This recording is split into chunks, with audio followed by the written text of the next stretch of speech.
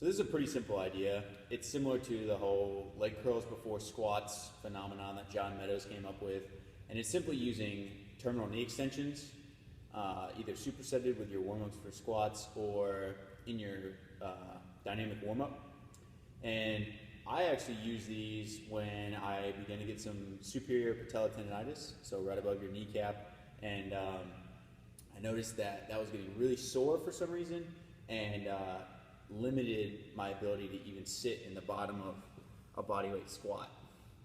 So because of that, what I started doing is adding in these terminal knee extensions. And what I noticed was on day one, the first day that I used them, I hit a set in between sets of front squats, I think is what I was doing that day. And the immediate next set of back squats, I was pain-free. So it was a pretty interesting phenomenon that my test-retest was instantaneous. I'm not saying that's going to be the same case for everyone. Obviously, if you have an issue at the knee, it could be something totally different. My hypothesis for what was actually going on in my case was that perhaps rectus femoris was taking up some of the slack for the other 3 or the other 4 quad muscles, depending upon how you want to look at it. There's a new study that came out on PubMed showing there was a 5th quadricep. So that was my reference there. But so my hypothesis was that rectus femoris or rec fem was taking up some of the slack that those other 3 or those other 4 muscles should have been utilizing. So by utilizing something like a terminal knee extension, you can help to improve activation of those muscles.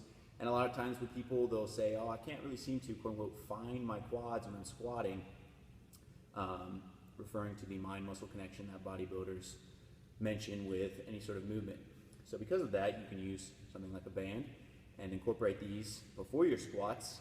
You'll feel a nice little pump right around the knee on the lateral medial aspect as well as just above it, and then go directly into your heavy squat work. So here's what they look like.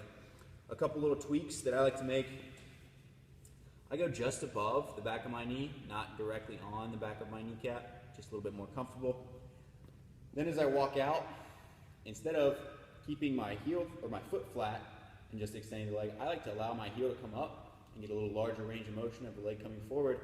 And then as I extend, I'm still keeping the majority of my weight on the front of my foot. My heel just basically taps down, and then I'm going to shift back into that hip just a little bit. You'll notice too, as you really flex, if you can't seem to get that VMO, that muscle on the inside of your knee firing, you may have to internally rotate the leg just slightly. Because as you're sinking back into that hip, the glute may fire, and it's going to externally rotate the leg, and you won't be able to get as much of that mind-muscle connection between the VMO. So as you're extending the knee, allow for a little internal rotation. Really focus on that VMO. You can even palpate it with whatever free hand you have. And I like to go really, really high reps for these, so 20 to 30. Just get like a really big pump in your quads before you go into your next set of squats. And again, you're probably going to notice a difference in terms of how they feel and how your knees feel the next day. So give them a shot, terminal knee extensions right before your set of squats. Go really high rep, just get a good pump going, and drop me a comment. Let me know how it went.